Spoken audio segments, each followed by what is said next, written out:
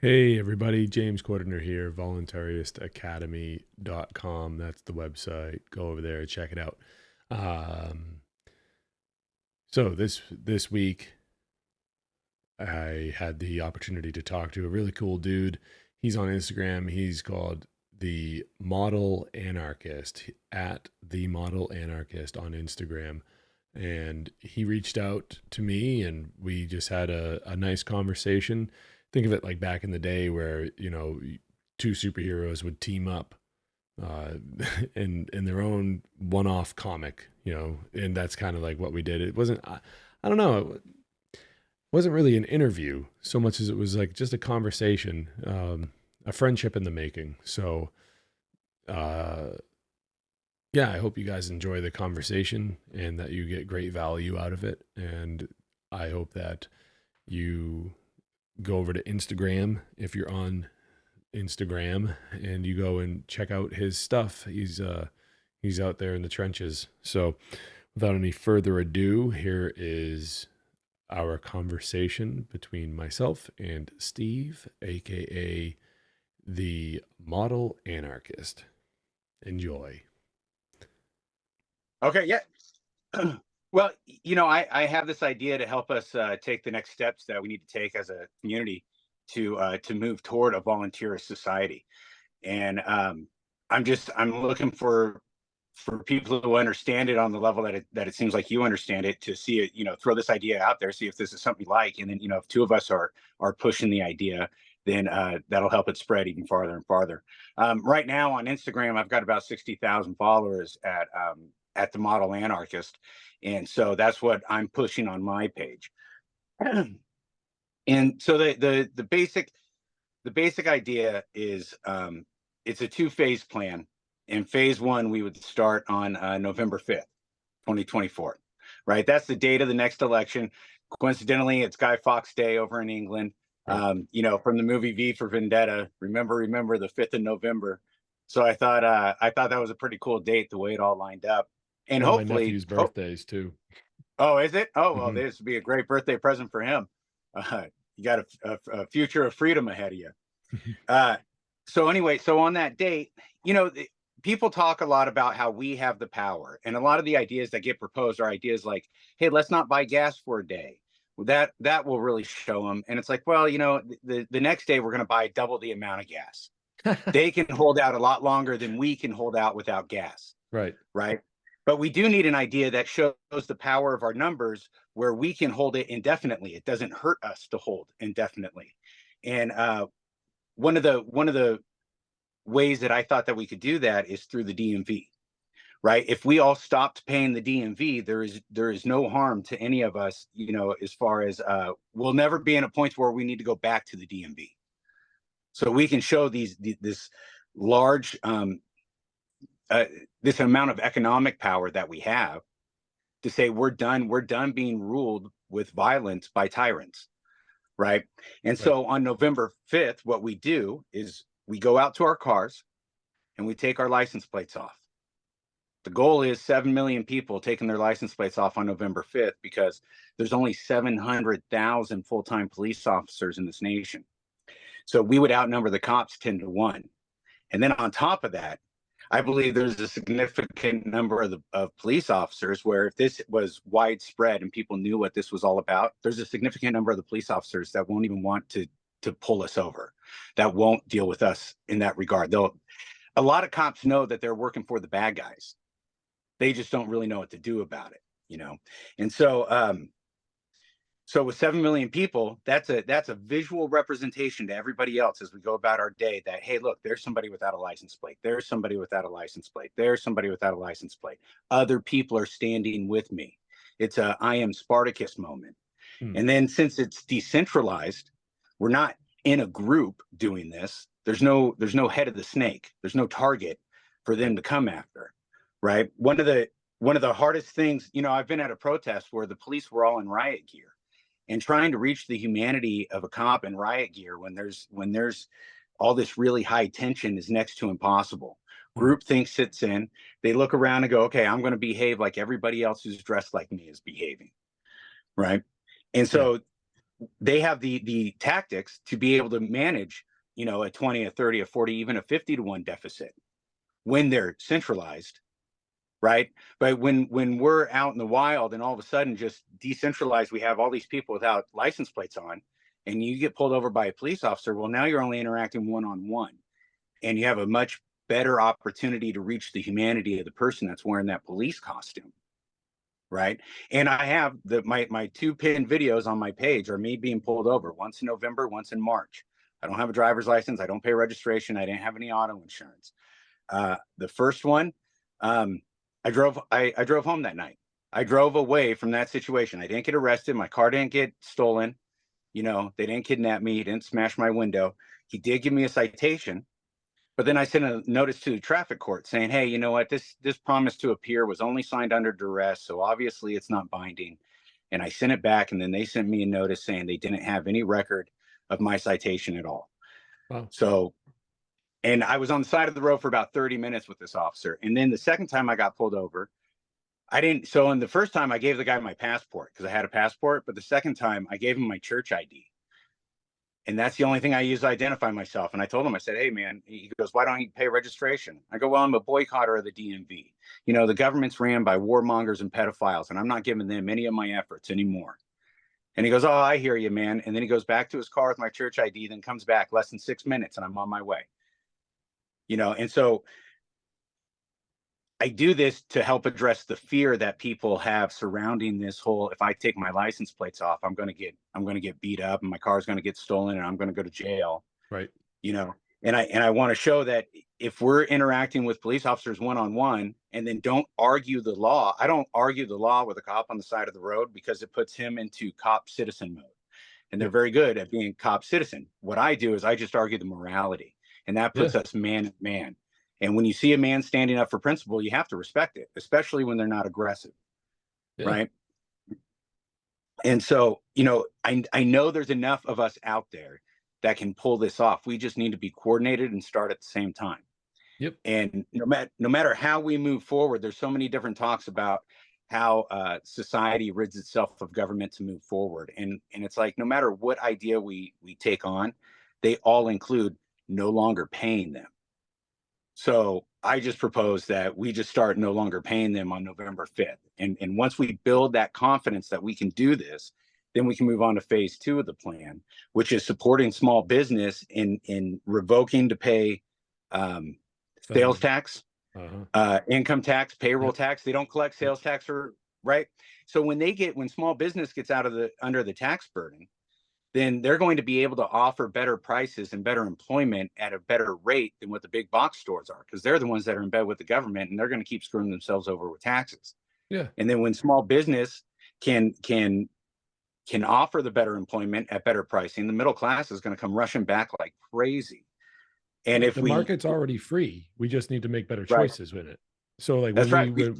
It's like where we put our care. If we're putting our care toward mom and pop shops instead of big box stores, then that's going to dominate the market, and that's going to, it's a self-assembling system.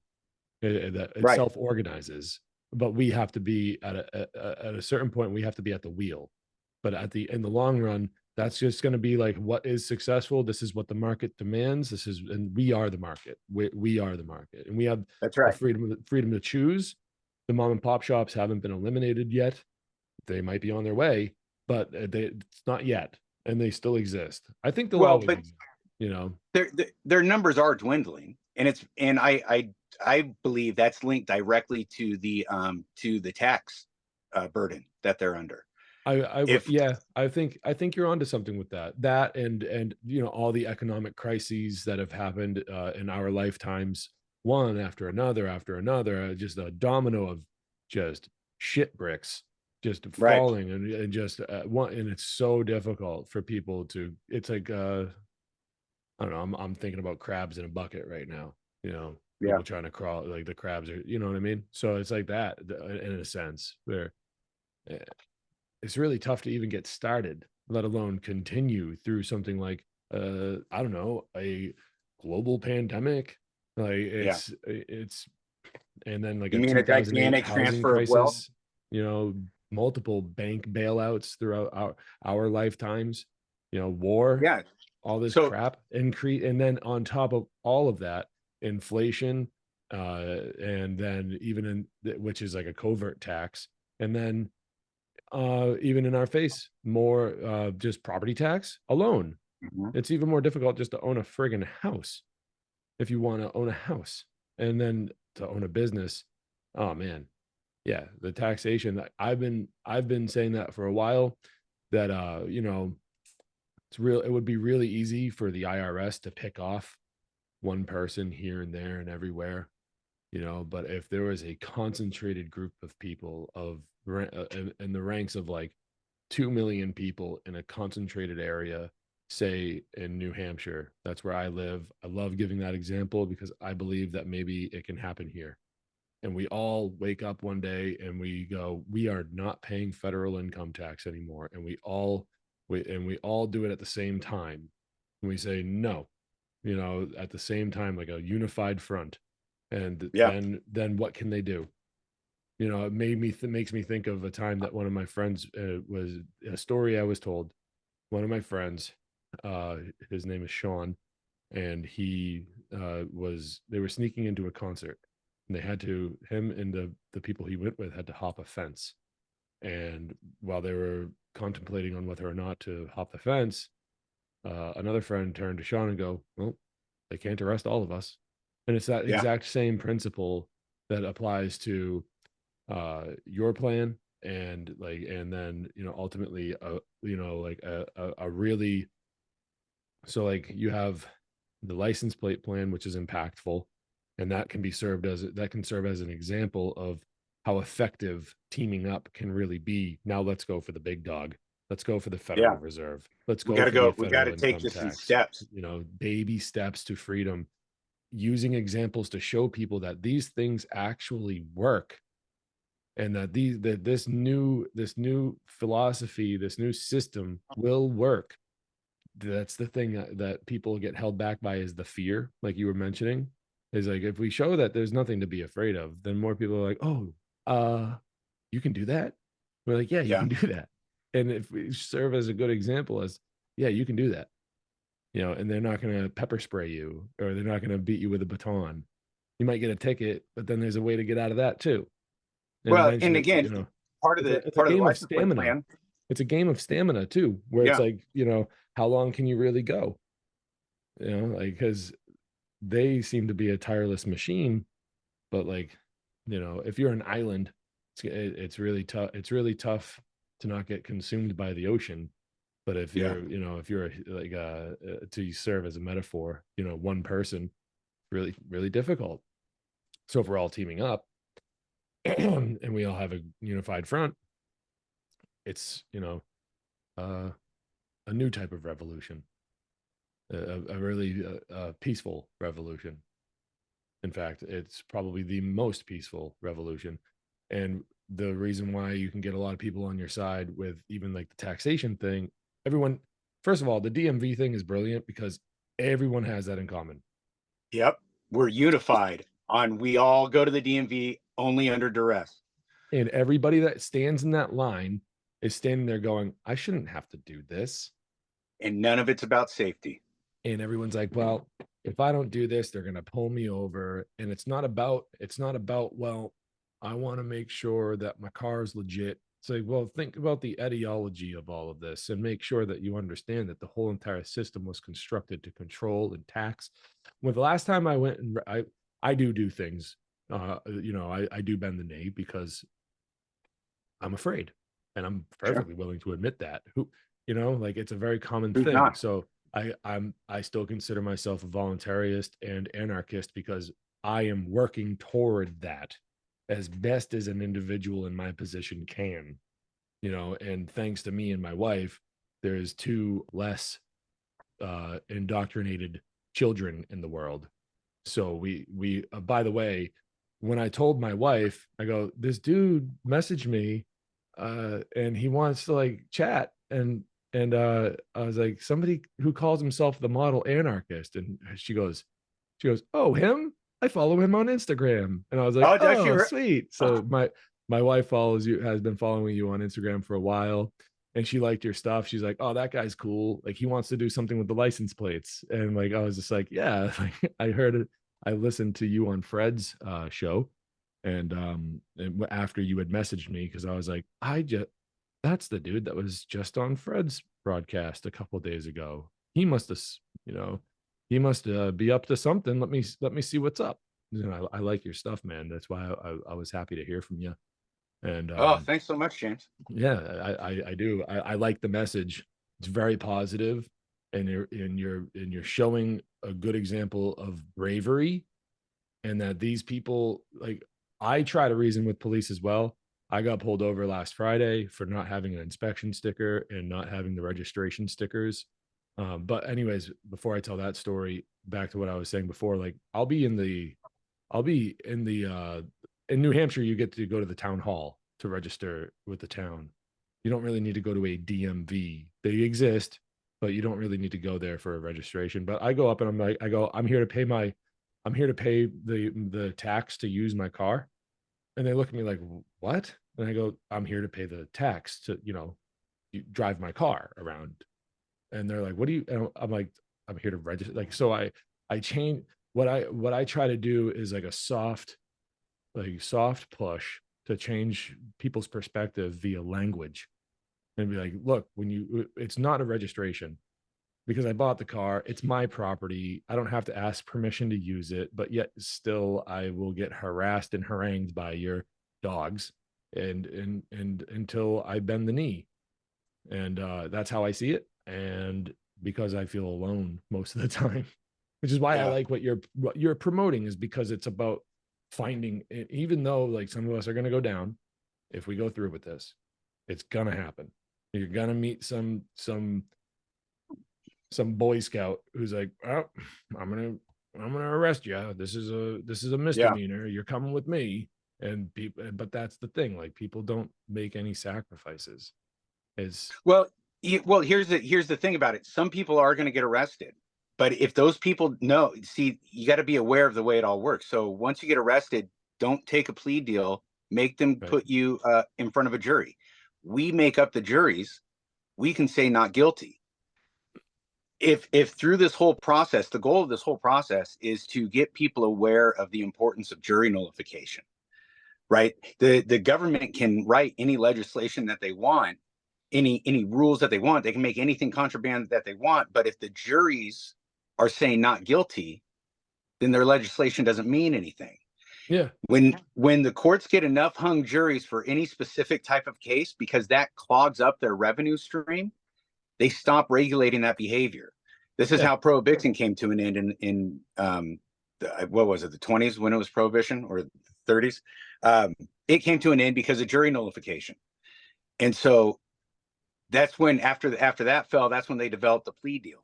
They get so many people to just take a plea deal and go straight to jail without even getting a chance for a jury to say not guilty. mm, And so if we can show this power, then the people that do get arrested, you can have a certain amount of security that you're going to get at least 1 out of 12 jurors on your case that are going to understand what you're doing and agree with it and go not guilty. Let the guy out. And again, once they get enough hung juries for that, then all of a sudden they stop regulating it.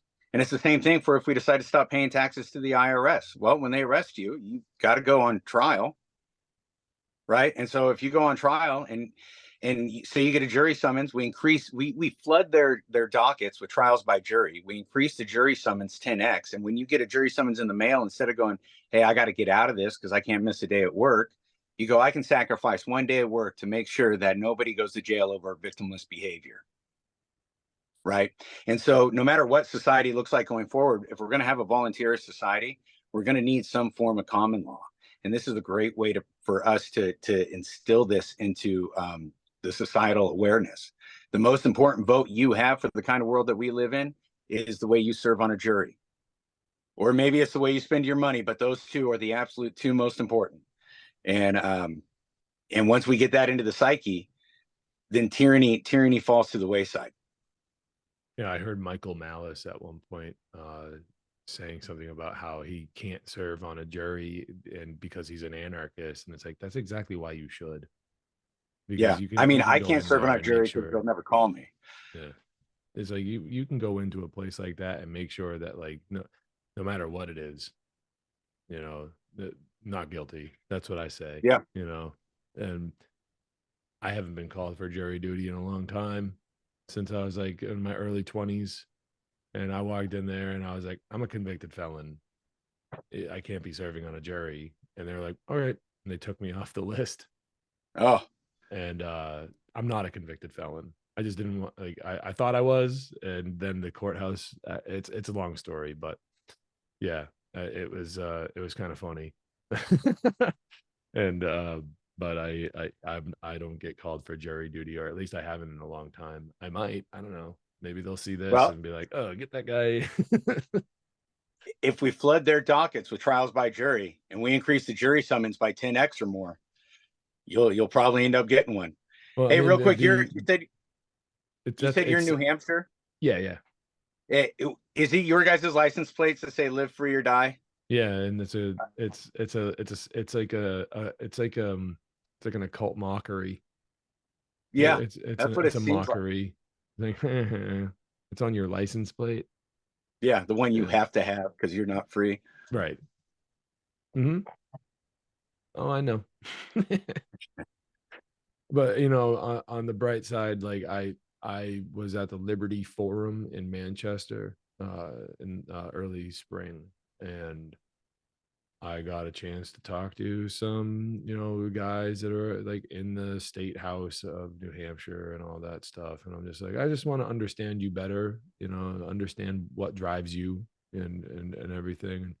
And I can appreciate a libertarian as a means to an end to avoid any sort of bloody revolution that could very well happen in this country, if that's their intention, is to take it down brick by brick. You know, I've liked to use the metaphor of like a you know, a demolition site.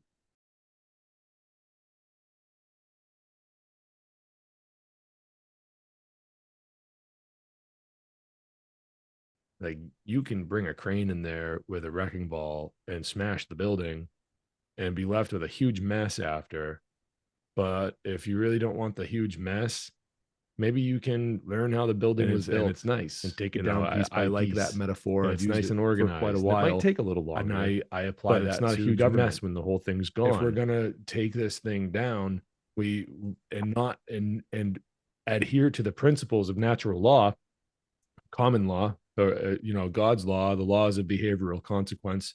Yeah, You know, if we're going to stick with the principles of voluntarism, and if we're going to be principled anarchists, like we need to adhere to those principles. What kind of principled people would we be if we're like, fuck it, turn it off, it's a light switch, turn it off? Because that's what's going to happen. That's what happens and leads to a lot of like objectively innocent people getting hurt. A lot of people that don't deserve harm are going to be harmed. And that's and I know that sounds very pessimistic, and maybe I'm assuming things there, but given the social climate of the day and how I've seen the degradation of our culture and the way the political and social cohesiveness in this country, it's not a far cry, it's not a stretch of the imagination to assume that that's what would happen. You know, if you would just like to take away everybody's perceived order tomorrow morning, it'll be the purge out there. I think that all the time, and I hope I'm wrong about that all the time, but that's what I think would happen. And because I guess I'm a very I don't trust people at large. I think that they, because of the school system and the indoctrination into obedience and the belief in authority and all this stuff, they're just like John Taylor Gatto said before he passed away, that it's prolonged adolescence. That's what the school systems really do. I understand that they do more than that, but I'll take him at his word. He's one of my heroes, and I believe him when he says it. It's prolonged adolescence. But why? Because somebody who is a grown up but still a child inside, that's how you get somebody to believe in authority. That's how you get somebody to submit to government and to never grow up and realize that they can take care of themselves. And that selflessness is like the first thing that everyone needs in order to be, in good health and to be in service of others, and to be able to have it be like a reciprocal type of relationship between yourself, your neighbors, stretch that out, ripple effect that out into the rest of society. And without that, if you replace selflessness and care for others with helplessness and victim mentality, then this is how you get where we're at today. And that's exactly what the government has done for at least the last 150 years.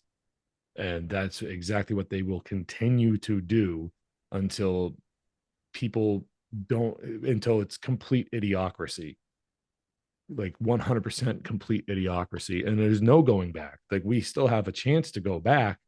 We still have a chance to make the repairs that are necessary. And if people want to live in a minarchist society, I am not, I am not a fan of the state. I think it always leads to violence. And I think that the evidence is in history and how we've gotten to today, but I'm willing to make concessions, and I'm willing to say, let's roll it back. Let's roll it back. Yeah. I know I could, survive tomorrow without any sort of outside authority telling me what to do. I do it every day already. Aside from like having to bend the knee and pay the things and do the stuff to get the cops off my back or to get the state off my back and to make sure they don't come and take my house and make it, and all this other crap, all this other garbage, that people do when they don't know the loopholes and the ways around the law and everything like that. When you're just a working stiff who learned about this stuff maybe a little too late and just wants to help. Yeah. That's me. I knew that it was all a sham when I was a very little kid. I felt alone until about 2019. And then when the pandemic happened, when the whole world went down, like I really was like, oh shit. I can't stay quiet about this anymore. I got to do whatever I can. I mean, it started with the vaccines and telling people, don't do it, don't do it. And Yeah. it's not because I have any opinion about the effective, the efficacy or how it's safe. I have no opinion about that at all. I don't care about that. What I cared about was they were trying to mandate it, and they don't have the right to do that.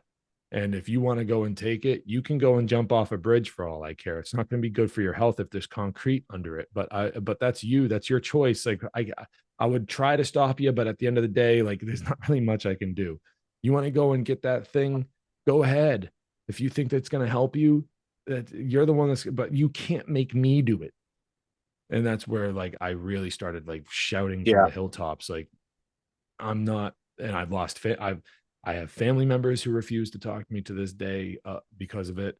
Because I was my children, one of my children, my oldest, was coming of age to where we would have to make some serious decisions about whether or not we're going to send him to school, to the government schools. My wife and I came to the conclusion that um, that's not going to happen.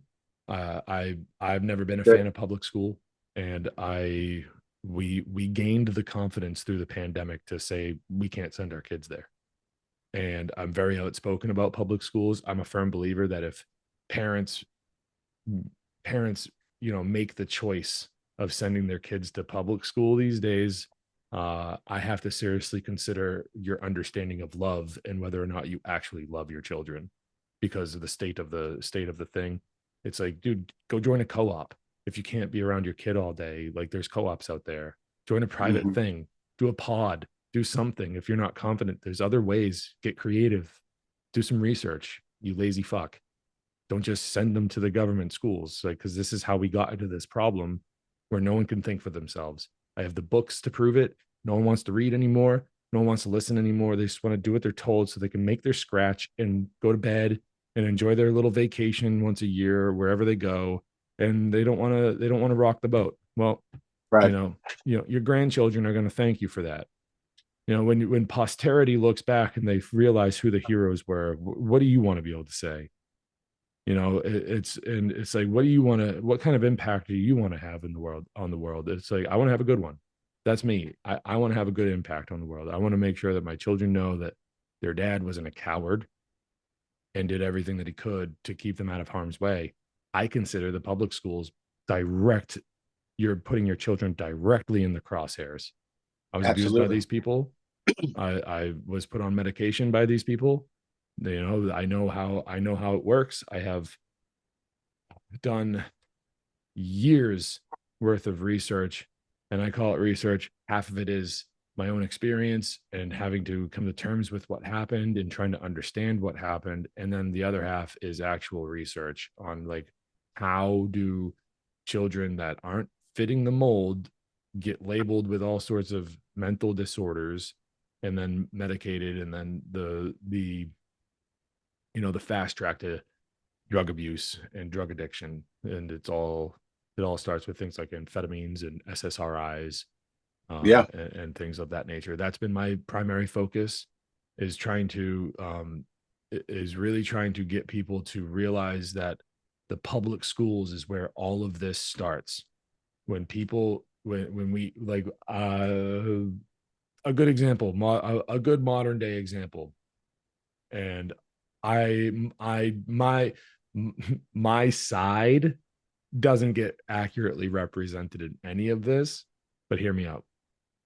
The Israel Palestine stuff that's going on, the protests at the college campuses, and all of the the Hegelian dialectic going on, and all of the back and forth, the right wing, left wing, and the arguments and the division and all this shit, the shit talking between the two sides, and the one side saying like, free Palestine, and the other side saying like, oh, you want the Jews to get killed. And then there's people like me that are like saying this is all a product of statism and the belief in authority. So maybe none of this would Yeah. happen if we could not believe in authority anymore.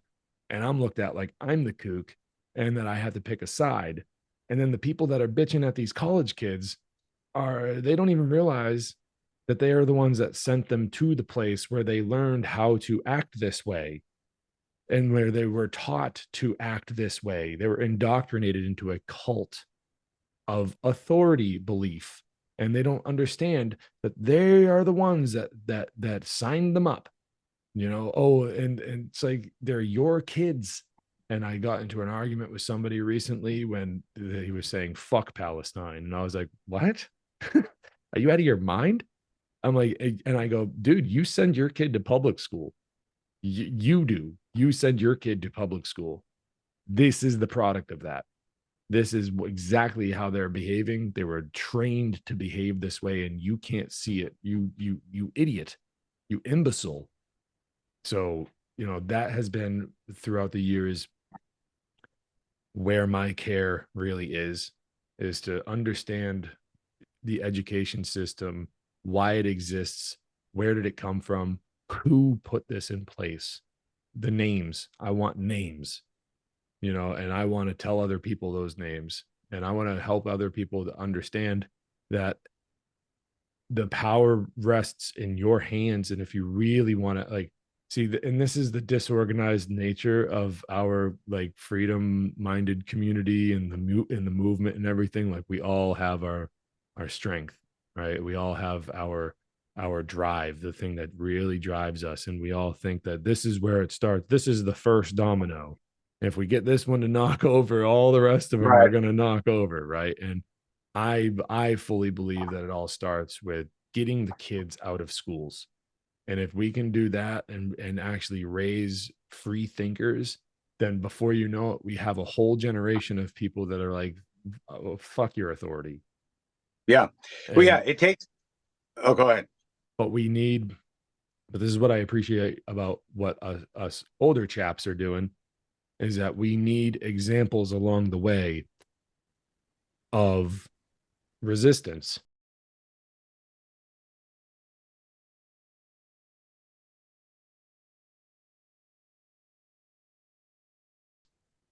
Otherwise, that generation will never have a chance at existing. Because if we don't resist as best we can in the moment, then our other efforts will be futile. total control is And if we only ever want to get to a point avoided of total if freedom, enough people resist it, as it's being it's put a out multifaceted, multi-front war that we are fighting. And if you're able to be on one at one point or on one front, being like, oh, I know my way in and out of DMV regulations and code, the travel code and this and that, and then there's other people on the, some of the other stuff, like myself, trying to wake people up to the evil of public school, but we all kind of give each other a tip of the hat and we work together. That's how we move forward, because it's like I see in social media spaces, and I'm a lurker. And sometimes I engage, and I know I shouldn't, but I see a lot of people, having this dick measuring contest of who's doing the most and who's doing more and this, that. It's like, who cares? Are you satisfied with the impact that you're making? Are you causing more slavery, or are you resisting the best that you can? Because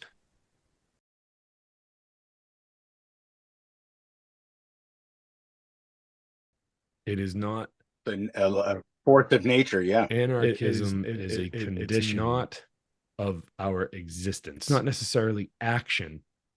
The voluntarism is the action. Being a voluntarist is the action. Being an anarchist is somebody who is working toward bringing about a state of freedom, absolute freedom. That's anarchy. Without rulers, we're left with nothing but freedom.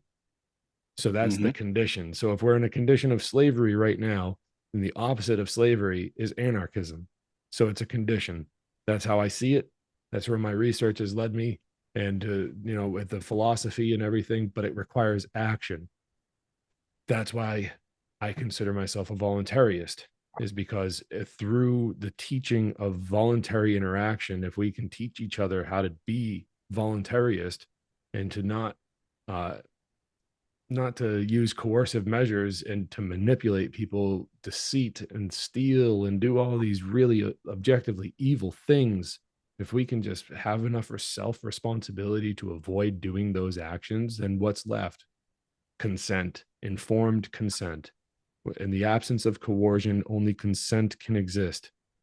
And so with voluntarism being the volition, right? What's volition? Your own will, your own understanding, your own consent through information. And then that's voluntarism. That's where the word voluntary comes from. Through your own volition, you're acting. And through your own consent, if that's where every decision is made through informed consent, then you're not being coerced. And with that, we have freedom. So that's how I kind of break it down, and I try to help people understand that. And I want to make sure that everyone's allowed to have their own, their own experience, like their own experience, all that great stuff. Like everyone's allowed to have their own focus. And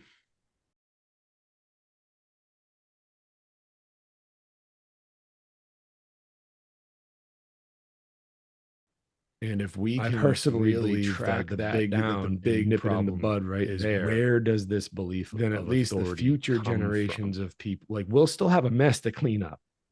Like us old dudes, we'll still have a mess to clean up.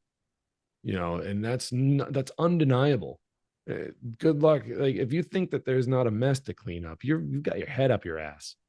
Oh, sure. There's big mess to clean up. But like if we want to nip it in the bud and help future generations not even be a part of the mess, I mean, in some sense, we have to figure out where it's all coming from, and that's the public school system. I don't see any other way. I mean, maybe, just maybe, giving birth in a hospital can be an argument against my proposition, but I mean, that's more voluntary than how a lot of places make schools out to be. Like they haven't come down with, as far as I know, they haven't come down with, the hammer on people opting to have like home birth and things like that. I mean, I know that they force vaccination upon small children only if you plan on bringing them to public school. I mean, at the end of the day, that's why most people vaccinate their kids. They don't, Right. because they're scared they won't be able to put them in school, and they're scared for their health. And it's just they don't. What people don't understand is something that I like to call the wheel of intraspecific kleptoparasites, and it's how they breed willfully ignorant people. And it starts, I have a slide from one of my recent presentations on it, and I should know this if I'm going to bring it up. But I mean, I don't know it all. It's something I came up with for my presentation at the Seed conference last year. And see if I can find it real quick. But it's basically like this. I tried to break it down to, um, but basically it was like this, how to break it down for people to understand, like where does the fear come from, and why are people so afraid? And well, they're being willfully ignorant. But how do willfully ignorant people get made? And it's through governments, schools, pharmaceutical industries, corporations, all this stuff. And like, And the example of their community.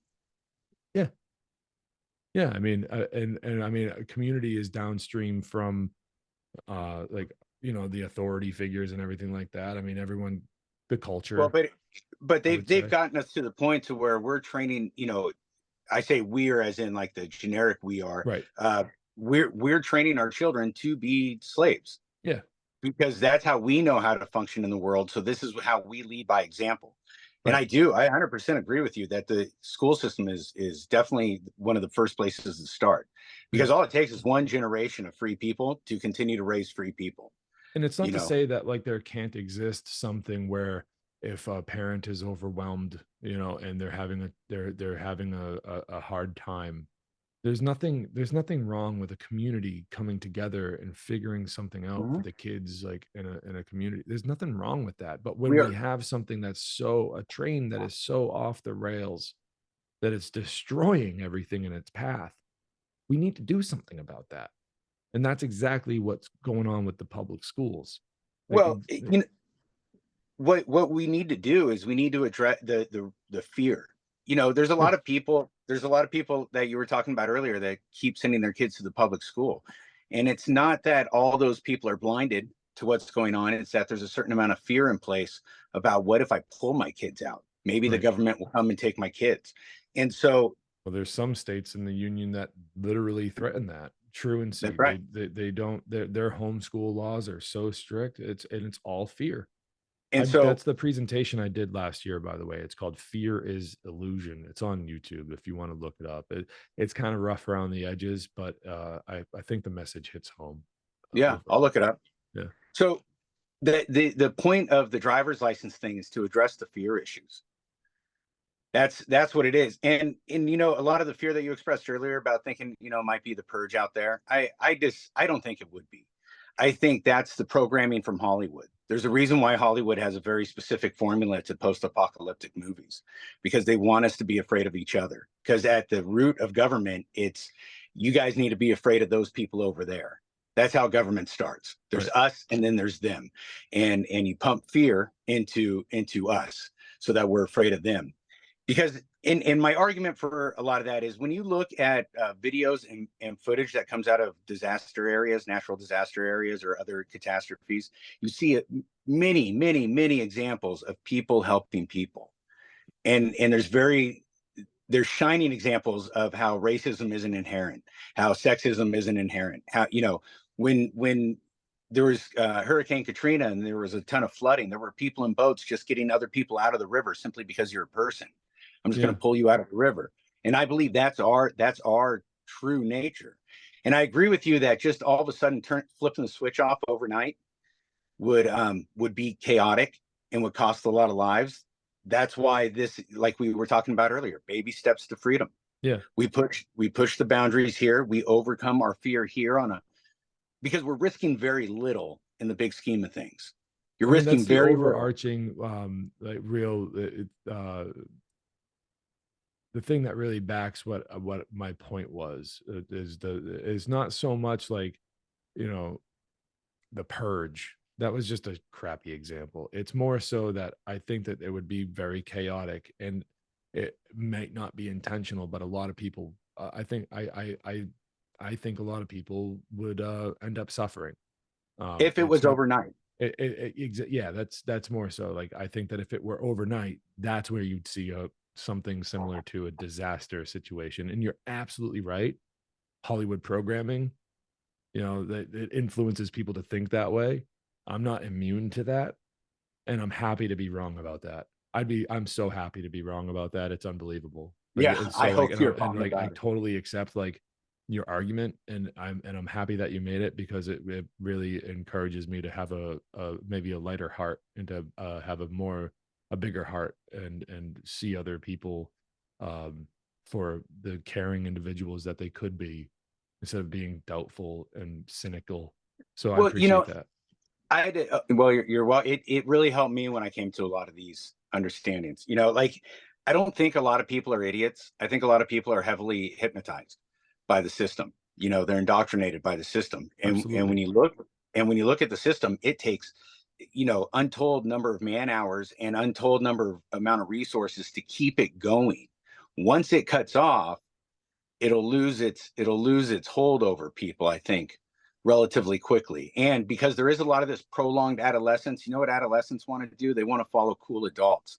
So there's enough of us out there that are the cool adults that can bring them in a community sort of way, and use our experience as father to help father some of these people into going, okay, this is, baby steps along the way, but then their kids, obviously it's a much faster um, indoctrination. Like, it's still indoctrination into liberty, but it's this idea that with fresh kids, they're going to adopt freedom. Jordan Peterson had an analogy on the Old Testament of the Bible, when the Jews had to wander around the desert for 40 years. He said they had to wander around the desert because all the old people had to die off, because they all had the slave mentality. They grew up as Huh. slaves, and it's hard to get out of. And so once they Yeah. died off, the free people could inherit the promised land. I thought there's a lot of wisdom in that, or observation in that story. That's interesting. Oh, there you are. Now you're back. Oh man, I got cut off. Yeah, we froze up there for a second, but it was a good. It's okay. But yeah, I mean, that's a pretty good. That's a pretty good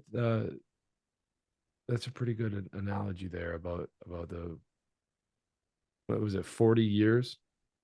Yeah, 40 years in the desert, they had to wander. Hmm. That's kind of a stark representation on just how long that would take. So we're talking, if we're talking 2 generations, if we're using a typical like generation scale, like, is it every 20 years? The next generation comes about, and that makes perfect sense that Yeah, it would take that about that long, because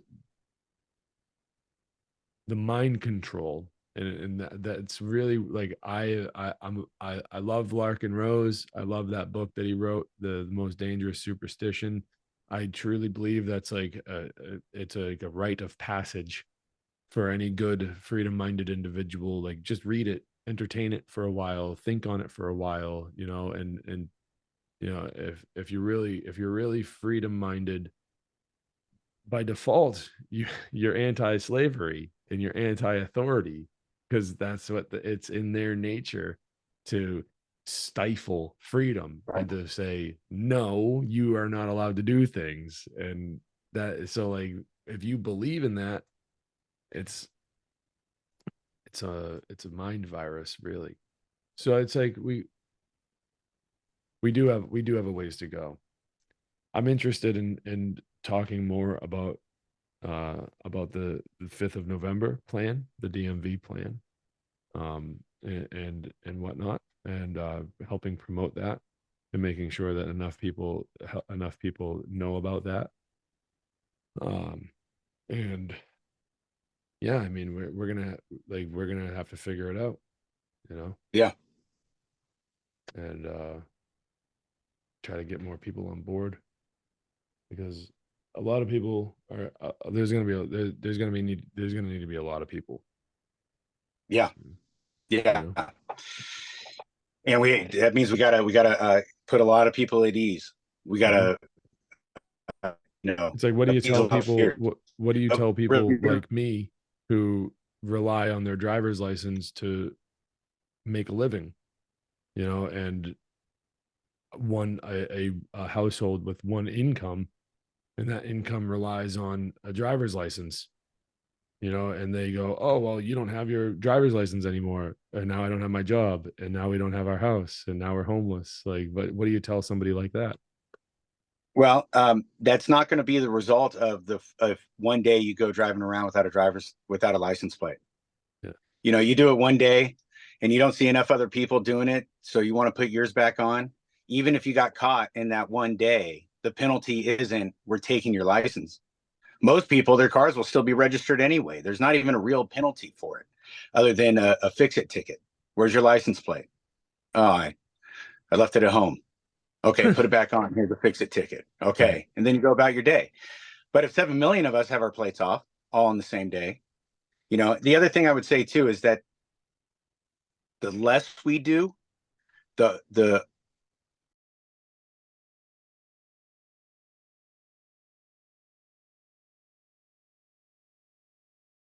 Oh yeah. and so it So really risking a does feel car, like if risking we a don't job, push back risking a now, house, and we end yeah, up with a yeah, it's a CBDC and a lot. There's social a lot credit to risk. score, it'll be impossible And for our children. I recognize I'm in kind of like this fortunate situation where I don't have as much to risk as a lot of other people. And so I'm taking that opportunity to try and be a trailblazer, to go, look, man, we don't have to be afraid. I'm not getting beat up by the cops. I'm not getting my car stolen. I'm explaining to them man to man. Listen, the government's ran by warmongers and pedophiles. I'm not going to give them my efforts. Yeah. I started because sometimes I do have to navigate the system. I found the best way to legally navigate the system is as a church, because there's absolutely zero paperwork you have to file to be recognized as a church.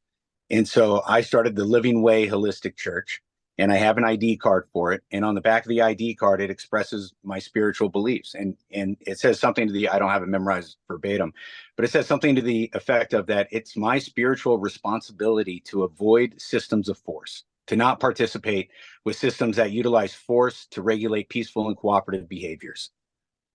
And so, and so I'm going out there and I'm trying to set the example to go, I know I don't have as much to lose as everybody else, but if we function in this way, we'll overwhelm the system with peace. The government has no plan for how to deal with peace. Right? They only have a plan with how to deal with violence. Right? But they don't know how to deal with peace. And especially when we get the cops all away from themselves, when they're not all grouped up, all amped up on energy because they've got riot gear on and there's a bunch of pissed off, angry people at the government. Right. And it's just some guy, he pulls you over. Like I don't know if you've seen the videos or for other people, go look at the first two pinned videos. And I'm not saying that it's always going to go well for me like it has. There's probably going to be that time I catch that knucklehead. But we'll cross that bridge when it comes to it. But I would rather take that direct punch to the face. I want, they're nothing more than bullies looking for milk money. It's trying to steal your lunch money. And so if you're going to do it, I'm not just going to put it in an envelope and slip it in your locker. You want my lunch money, you come punch me in the face for it, Right. kind of thing. And Right. I don't think most of them will. I really don't think most of them will. Mm. And when we stand in enough numbers together and we take our license plates off for one day, if we're doing this November 5th. If your registration is due November 4th and you want to pay that anyway, just in case, so that if you do get a ticket for not having a license plate, all you're really looking at is a fix-it ticket. You can just get it signed off and pay $15. So the risk is very low, Understood. right? Right. And that's a real situation. I have a CDL license. We have one income. And my like I explained earlier, my heart and my care, my efforts are really geared toward my vendetta against the public school system. And I made a promise that I will do everything in my power as a man to keep my children away from those fucking monsters. And so like this is what stirs up my curiosity about, about your plan. And I'm glad I got to ask that question.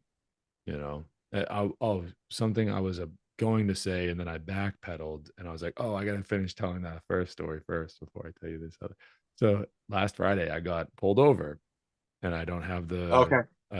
I am like I'm again, like I don't do the inspection stickers, right? I'm like I don't even know that's what those are. right. So you know they look over your car, and like a mechanic will be like, your car is safe, and here's a sticker that you got to pay like $40 for, and it's a tax.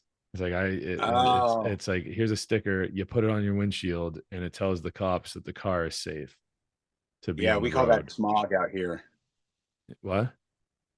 How here in California they do is similar. It's called smog. It's not to make sure Mm. your car is safe, but it's to make sure it doesn't emit too many Right, emissions. right. They check our emissions, and make sure it's up to California standards and all that. That's what they call it, the California emissions standard. Oh, geez, And sorry. yeah, you should be. I'm just kidding. Yeah, this is your fault, Steve.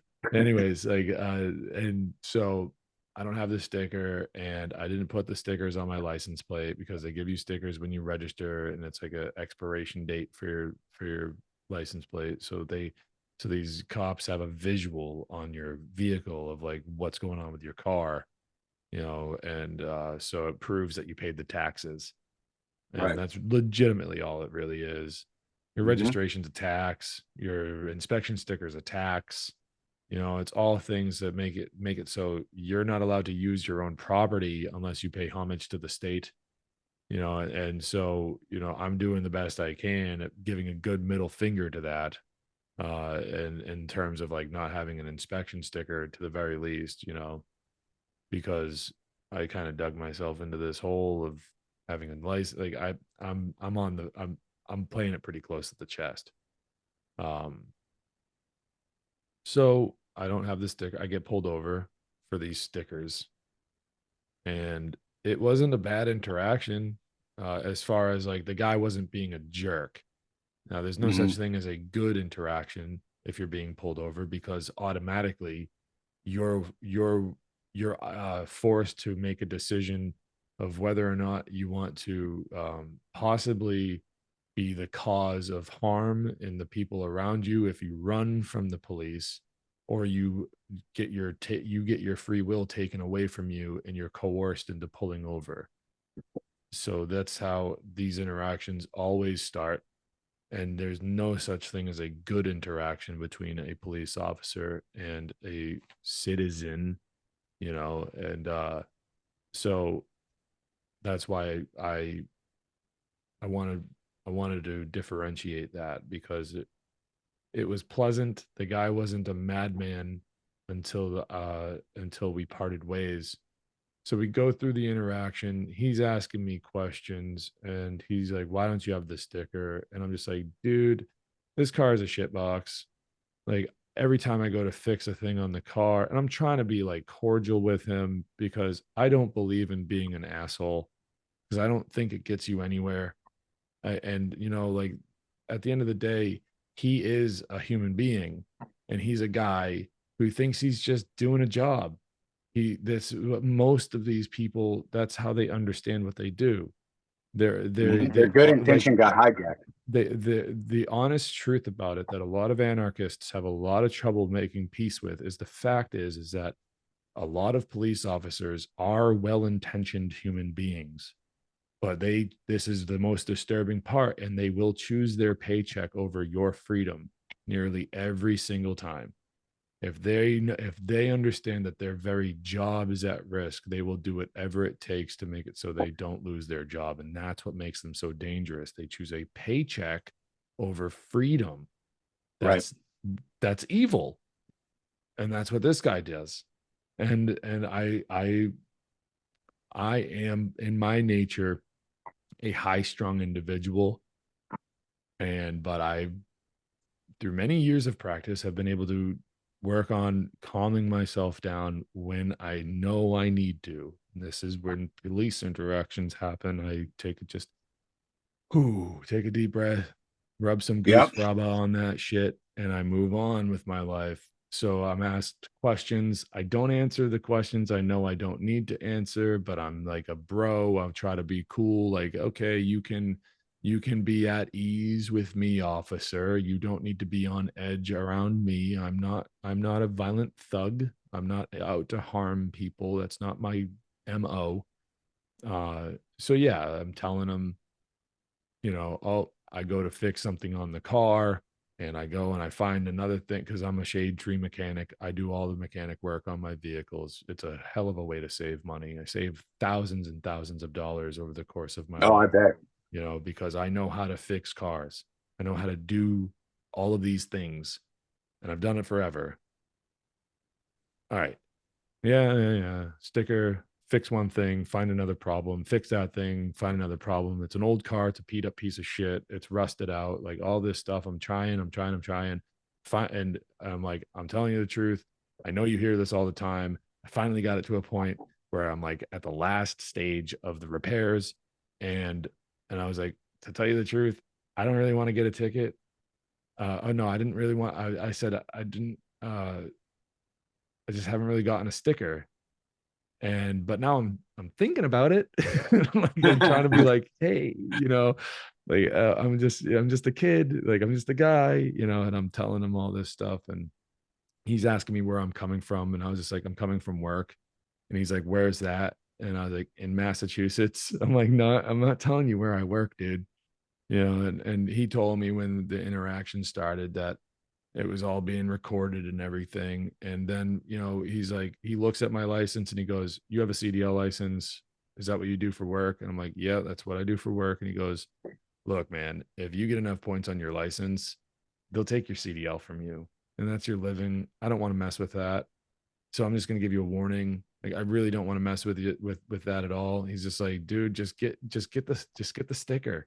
Just go and get the sticker. And I'm just like, all right, dude, thank you, I guess, or whatever I said. I was like, I appreciate that. I didn't, because I don't pay attention to these things. I don't know these things. Like I just do the job and I go home. And I even told him that I'm like, all I do is drive this car to work and then back home. It doesn't go anywhere else. And just trying to build a bridge, because what I like to do with police officers, I've had enough interactions with them throughout my life that I kind of understand that they kind of all have the same um, kind of repertoire, and they'll say things at the very end. They'll be like, "Do you have any questions?" Right, and that's a typical thing that they'll do, at least around here, up in New England, Massachusetts, and New Hampshire is where all of my interactions with police have taken place. Anything more than just a "Hey, get out of the road, you dumb kid! You're on your bike with no helmet." 10-year-old, Right. whatever. Hey, do you have any questions? I go, actually, yes, I do. And he's like, all right. And I go, do you like your job? And it was immediately like, yep, I was doing construction before this and I got this job and it's a hell of a lot better. I'm like, all right. And then I said, how many people do you arrest? Do you make a lot of arrests? And he was like, well, you know, he gives me this little spiel about making arrests when he really has no other option, and he always tries to avoid doing the arrests. And I'm like, okay. And he gave me some examples of like if I arrive to a thing and somebody and like is violently assaulting somebody else, like I have to do I like, and I'm like, all right, so far, okay. And then I said something like, well, you used your own discernment to decide not to ticket me when you could be ticketing me right now. And that makes me, that makes me excited because um I don't necessarily like lumping all of you guys together, into one group and being like all cops are bad. I don't like doing that. I wish I didn't have to, but I don't like the police. And, and I wanted to ask you, you know, because you used your own discernment, I go, there's one question that I ask every cop that I ever come into contact with if I have the opportunity to ask. And that is as follows: if the government passes a law that is a clear violation of human rights, will you enforce that law or will you walk away from your job? And his answer disturbed me to my very core, and it proves everything that I've said about police officers in our call here. He said, "It depends on the law because I have a family to feed too." And Yep. that, if that doesn't disturb anyone that listens to this, and I'm actually in the process of working it out with the state, the state secretary or some legal office that represents the state to have that video footage released into my custody, and so I can have it because people need to see that. I have it on video. Like a little over 2 years ago, I got pulled over, and it was for similar things, no sticker. And I had an hour-long conversation at like 3 o'clock in the morning with this police officer on the side of the Oh, road, and I was talking to him. I was asking him questions about what do you understand about this? What if I said that? Like it was a long conversation. On the surface, the guy seemed like a decent enough fella, but it doesn't exist in that job. It really it's impossible. You swear an oath to enforce laws, no matter how arbitrary and no matter how much they violate our rights. You swear an oath to enforce those laws. You're not protecting people, you're enforcing laws. mhm. And there's Supreme Court cases that set precedents that police officers in this country have no obligation. They have zero obligation to go out of their way to protect people. It's been proven time and time again. And I don't even know, like, it, if people are really aware of that, because they're not peacekeepers, they're not officers of peace anymore. They're or whatever, the peacekeeping officers, as they used to be called generations ago. They are now law enforcement officers. That is Yeah. the parlance of our time. They are LEOs. They are law enforcement officers. That's their job. That's what they swear an oath to. And so when we have interactions with police officers, we need to be bold. And to your point, Steve, like, don't be afraid. Ask questions. If people that hear this have can memorize that one question: if government passes a law that is a clear violation of our human rights, will you enforce that law or will you walk away from the job? That is the one question that everyone should be bold enough to ask police officers, because we saw through 2020, 2021, 2022 and it was 3 years of just, oh my God, the level of tyranny just spiked through the roof like a freaking surge at the stock Yeah. market.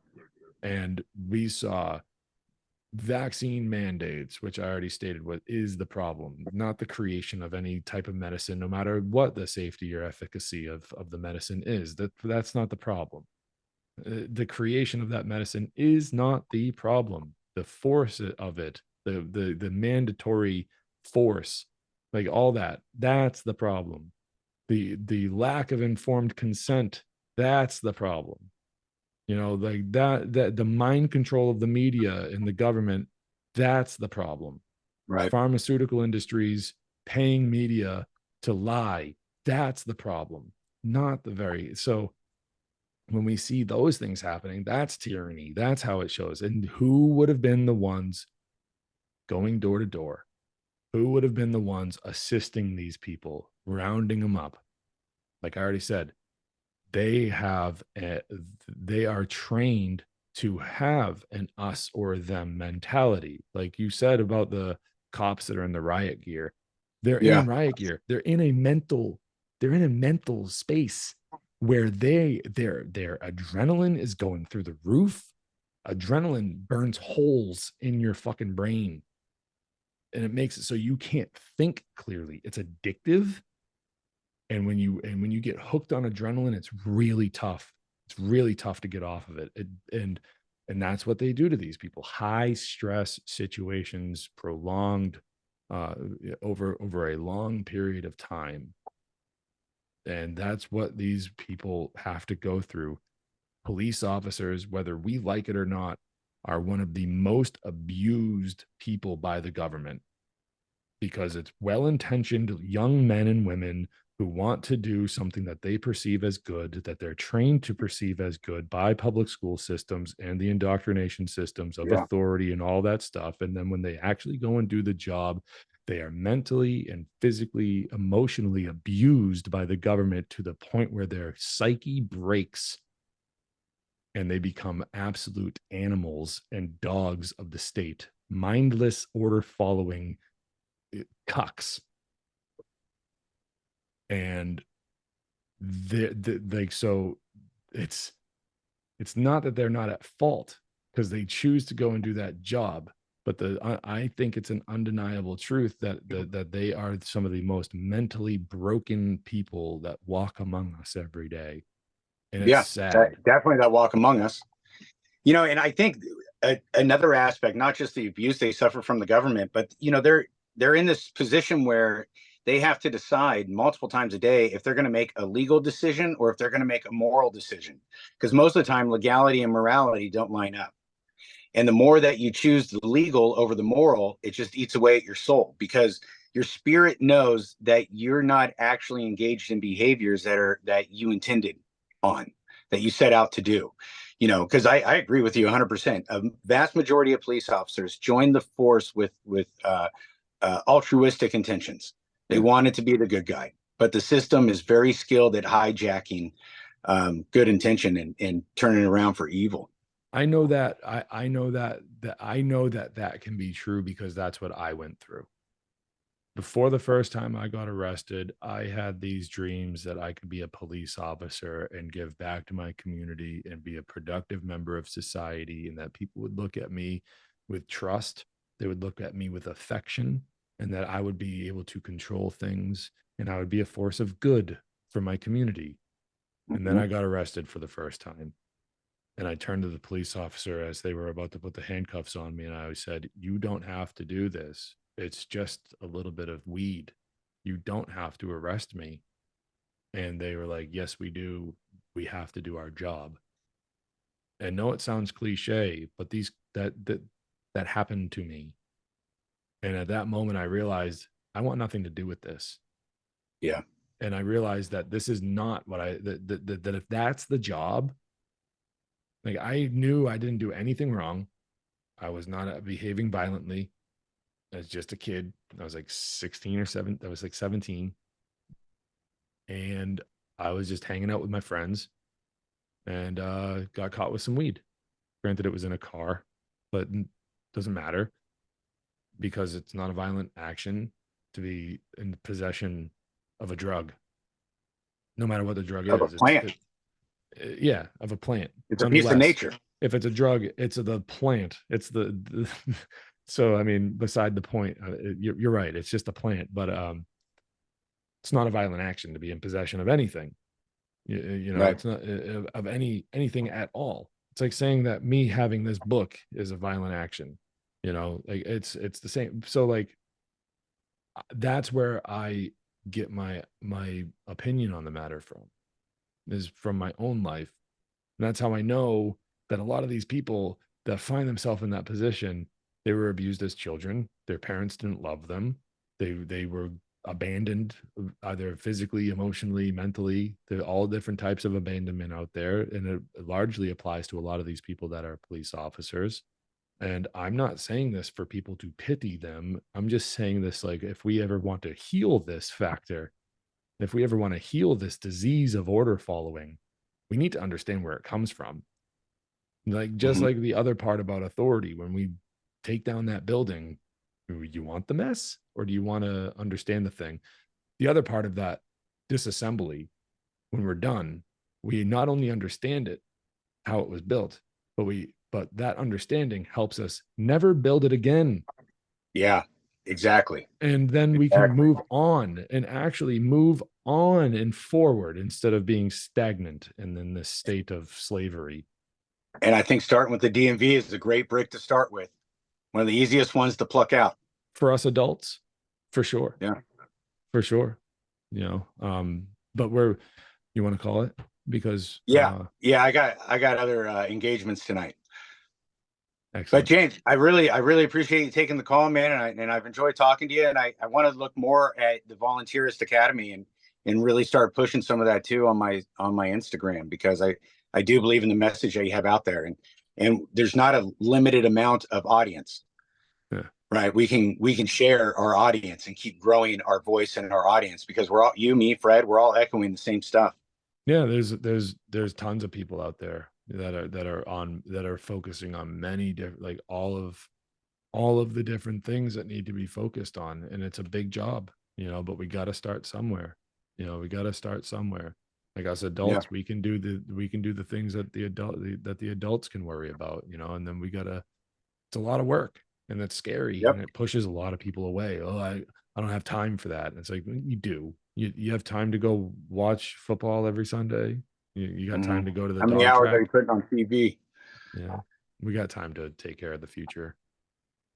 All right, so I'm gonna put this on my YouTube thing. Oh, you want to say hi? Hi.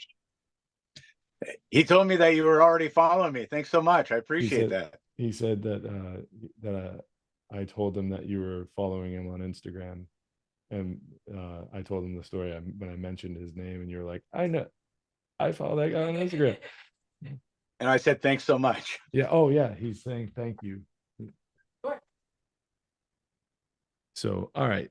Yeah, we're gonna have to team up and maybe make this a regular thing, because I like the chemistry on this. I think you're a cool dude, and I appreciate. Thanks, man. I appreciate everything that you're doing, and but yeah. So because I'll put this on YouTube, I'll put this on my channel, and I'll put it on my website as well. I'm working on some stuff right now, but tell everybody your Instagram handle. And I am at the Model Anarchist. There's no dots or dashes or underscores or anything. It's all just one word, the Model Anarchist. And you can find me on most platforms, but Instagram's where I'm most active. All right, and you'll be just a click away in the description section for this video. So anyone that wants to just look down into the description section, and then just like, click on it. It'll be a link down there. Go over there, give Steve here a thumbs up, a follow, and pay attention to his project there. And we'll be seeing him around here. And anyone that's seeing this on Steve's end, my name is James Cordiner.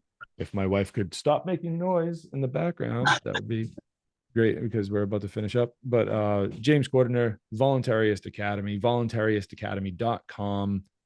Head on over there and check it out. It's new, it's fresh, so there's not really a lot going on right now, but I've been at this game for a while. I've got some accolades that we're too late in our talk here to really go over, but Voluntaryist Academy is a new project that I'm working on to push forward into the future with a better, more focused message than what I was doing in the past. So yep, again, Steve, thank you so much. I'm glad we could do this. You. And yeah, we'll see you next time over here. Good night. Oh, and like I always say, when I'm signing off on a broadcast these days, thank you for tuning in. And on your way out, remember one thing: you own yourself, period. I don't own you. You don't own me. I can't make you do stuff. Act like it. I love you. Peace.